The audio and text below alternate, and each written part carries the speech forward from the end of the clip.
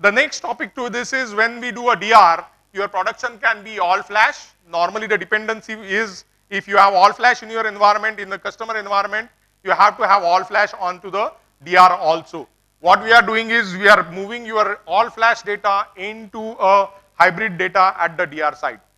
Okay? So a same operating system on top of it, my data is moved from all flash to the backend DR, which is a hybrid array. That way, I'm reducing your cost for the DR. You don't have to have all flash sitting in the DR, just sitting idle over there. Okay? And then when we see a tiered architecture for your customers, this is what we normally see.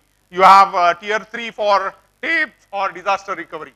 What we are saying is you can take a snapshot and do a DR, just replicate your data from the snapshot itself and do a cloning also. So your test and development can be taken care by clones itself. This is again snapshot based cloning. It is not the exact replica of your data. So it is a snapshot based cloning we do. Your test and development, you can get it from here itself. So completely unique technology in itself. Resiliency wise, we support 6-9 support. So we are the maximum resiliency we give.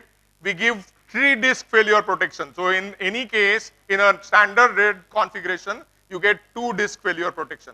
We are giving 3 drive failure protection with by default array. So any array and every array what we support gives 3 drive failure in a RAID group. By default protection that way.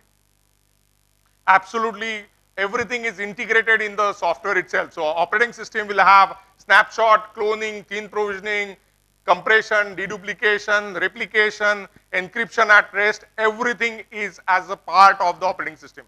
So there is no software licenses required to use those kind of features in your environment.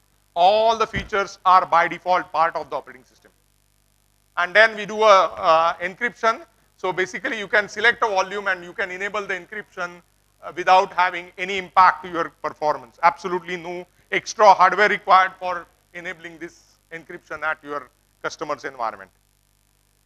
Arrays or the product lines, we have 1000, 3000, 5000, 7000 and 9000. The basic difference here is we are talking about is we talked about IOPS.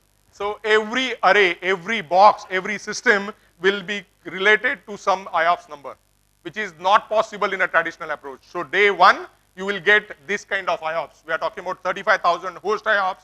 We are talking about 90,000 host IOPS, 120,000, 230,000, 300,000 host IOPS on day 1, irrespective of your capacity. You can start as small as 11 TB, you can go up to 1.4 petabyte, your IOPS remains same.